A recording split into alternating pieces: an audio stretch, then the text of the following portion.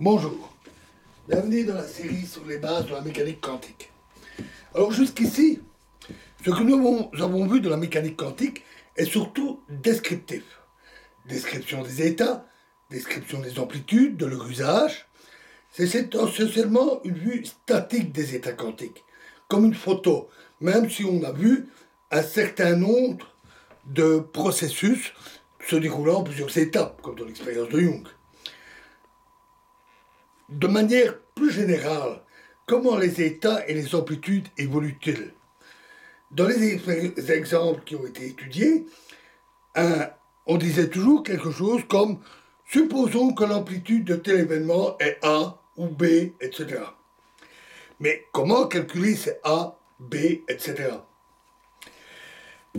Comment évoluent les amplitudes dans une situation donnée?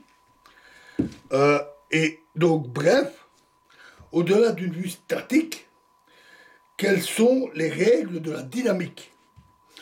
La manière de construire la dynamique est assez vaste, fort technique et fort difficile.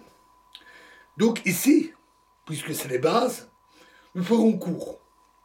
Cela signifie que les explications seront assez denses, parfois un peu abstraites, et tout ce qui sera affirmé ne sera pas toujours justifié ici. On ne donnera pas les exemples, les développements approfondis permettant de les justifier. Donc, en espérant que cette partie ne soit pas trop indigeste. Alors, pour commencer, posons-nous une question. L'évolution étant un changement au cours du temps des variables dynamiques, que les variables dynamiques étant la position, la vitesse, l'impulsion, l'énergie, le spin, etc. Quelles sont les valeurs des différentes variables physiques qui sont associées à un état donné, disons psi?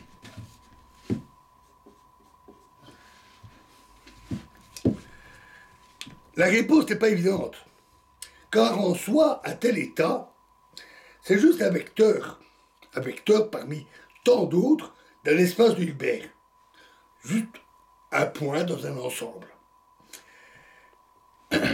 Il ne porte pas d'informations a priori sur les variables qui lui correspondent. De plus, le principe d'indétermination montre qu'on ne peut pas associer de valeurs bien définies, précises à toutes les variables pour un état. Tout ce dont nous disposons, c'est des bases de vecteurs particulières, comme la base position ou la base impulsion, et quelques règles pour passer de l'une à l'autre, comme la transformée de Fourier qui a été évoquée. En fait, c'est suffisant, mais c'est peu pratique, adapté à chaque cas et compliqué. Les théoriciens ont donc construit des outils plus généraux pour répondre à ces questions. Alors je vais donner ici que les résultats de cette élaboration, pas toute la manière de le construire. On définit des objets qui sont appelés opérateurs linéaires. Notons qu'il est important de les présenter de toute façon parce qu'on les rencontre partout en mécanique quantique, vraiment partout.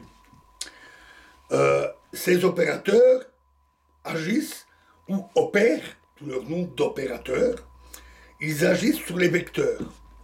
Par exemple, un opérateur O agissant sur le vecteur psi donne simplement un autre vecteur psi'. On dit que ces opérateurs sont linéaires parce que tout simplement, par exemple, O agissant sur psi1 plus psi2 est égal à O sur psi1 plus O sur psi2. C'est tout simplement ça. En fait, si vous connaissez les applications sur les ensembles, c'est quelque chose qu'on voit très tôt dans le cursus scolaire, donc c'est bien probable. Un opérateur, alors, c'est juste une application linéaire de l'espace de Hilbert dans lui-même, c'est tout. Il applique un vecteur à un autre. On dit que l'état phi, on va noter comme phi, est un état propre, un vecteur propre de l'opérateur O si O phi est égal à C fois phi. Donc on retrouve le même vecteur, c'est pour ça qu'on dit vecteur propre, multiplié par éventuellement une constante qui est un nombre quelconque, un nombre complexe quelconque. Et cette valeur C est appelée valeur propre associée au vecteur propre.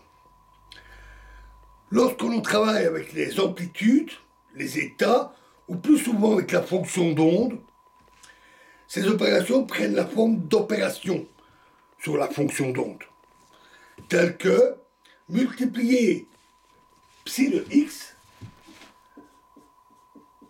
par x.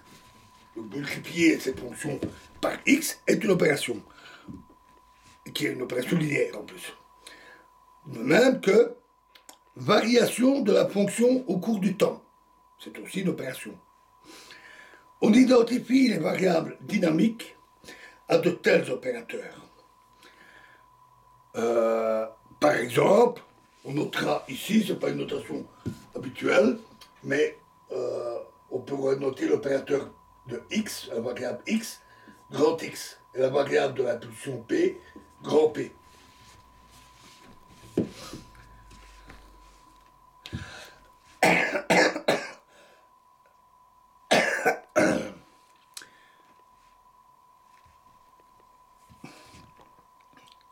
Ils sont construits de telle manière que si V, grand V, est une variable dynamique quelconque, on parle aussi d'observable, car on peut mesurer une variable dynamique, donc elle est observable. Et si psi est un état dont la valeur de cette grandeur est bien définie, disons psi a la valeur petit b, alors cet état est un vecteur propre de l'opérateur avec la valeur petit b comme valeur propre. Ce qui permet alors d'avoir les valeurs des variables dynamiques. En fait, petit détail technique, on choisit des opérateurs particuliers qui sont dits hermitiens, sont définis d'une manière très précise, parce qu'on montre que leurs valeurs propres sont des nombres réels, pas complexes, ce qui est normal pour des grandeurs qui sont mesurables. Alors tout cela peut sembler abstrait, mais en fait c'est pas si compliqué que ça. Et dans la prochaine vidéo, nous commencerons par quelques exemples simples pour illustrer ces opérateurs associés à des variables. Je vous remercie.